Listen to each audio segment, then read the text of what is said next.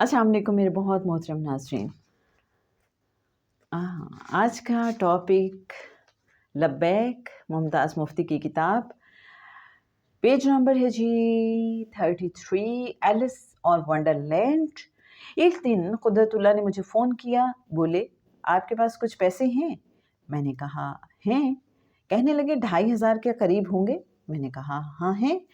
क्या आप आसानी से इन्हें खर्च कर सकते हैं? खर्च करने के लिए ही तो रखे हैं, मेरा मतलब है आपको दिक्कत तो नहीं होगी। मैंने कहा नहीं। बोले तो आप 2500 का चेक सेल्फ के नाम काट कर ले आए मेरे पास, साथ अपना पासपोर्ट भी ले आए। जब मैं कुदरतुल्लाह के पास पहुंचा तो वो बोले हम हज पर जा रहे हैं इसी साल इंशाअल्लाह। मैंने कहा कुरान अंदाज़ी तो हो चुकी, हमने तो अर्जी नहीं गुजारी थी। बोले कोई बात नहीं, फिर हम कैसे जाएंगे? इंशाअल्लाह, वो बोले। आपने फहरिस्त देख ली है क्या? मैंने तंजन कहा। कौन सी फहरिस्त? जिस फहरिस्त में पिछले साल हमारा नाम शामिल नहीं था। कुदरत ने मेरी तरफ देखा और मुस्कुरा दिए।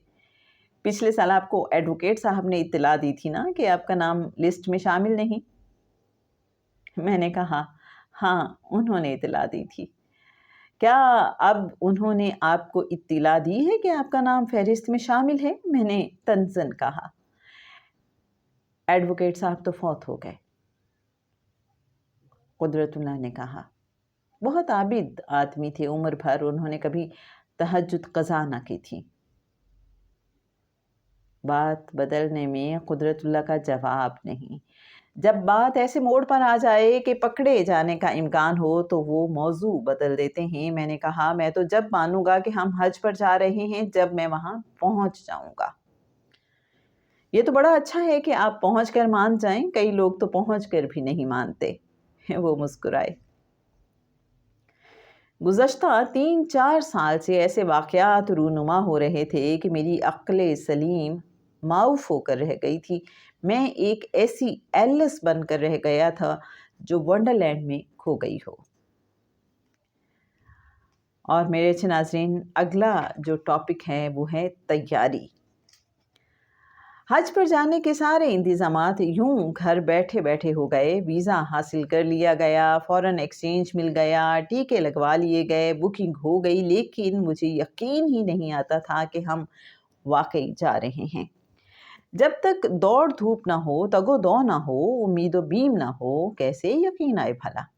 उधर कुदरत थे, वो यूं इत्मीनान और सुकून से बैठे हुए थे जैसे कोई बात ही ना हो। उन्हें देखकर यूं लगता था जैसे वो तैयारी के आलम में ना हो, बल्कि इसके बिल्कुल बरअक्स बढ़ के दरख्त के तले नरवान हासिल किए बैठे हों। कोई मिलने वाला अगर पूछता कि आप हज के लिए जा रहे हैं क्या, तो वो कहते दुआ कीजिए। इस बात पर मुझे शक पड़ने लगता कि शायद हमारा जाना यकीन ही नहीं है, क्योंकि दुआ कीजिए तो उन बातों के मुतालिक कहा जाता है जो तयशुदा ना हो। मैं हैरत से कुदरत की तरफ देखता। उस वक्त मुझे तवक्को होती कि कुदरत चुपके से मुझे आंख मार कर यकीन दिलाएंगे कि हम जा तो रहे हैं, यकीनी तौर पर जा रहे हैं। ऐसी बात कहकर मैं इसे टरखा रहा हूँ। मेरी इस तिफसिराना निगाह को देखकर भी कुदरत के रवैये में कोई तब्दीली ना आती। ना वो आंख मारते, ना इशारा करते, ना ही आंख झपकाते, ना ही आंख चमकाते। उस वक्त मेरी कैफियत अजीब सी थी। जी चाहता था कि खुशी में नाचूं कूदूं, जी चाहता था कि शहर के हर मकान की कुंडी बजाऊं और जब कोई बाहर आए तो कहूं, जी आपको नहीं पता क्या, मैं हज पर जा रहा हूँ। इसके बरक्स कुदरत कह रहे थे दुआ फरमाएं।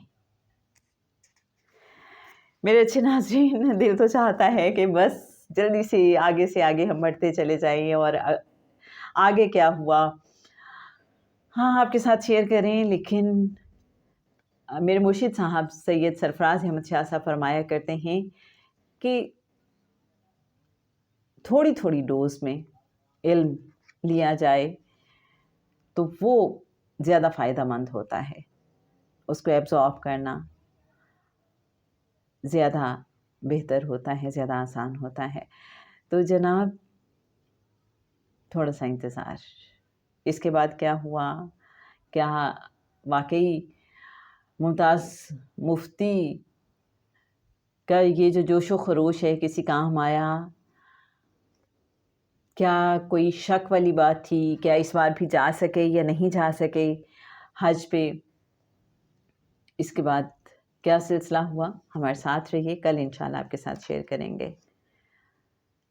رخسانہ بشیر کو کل تک کے لیے اجازت دیجیے. اللہ حافظ.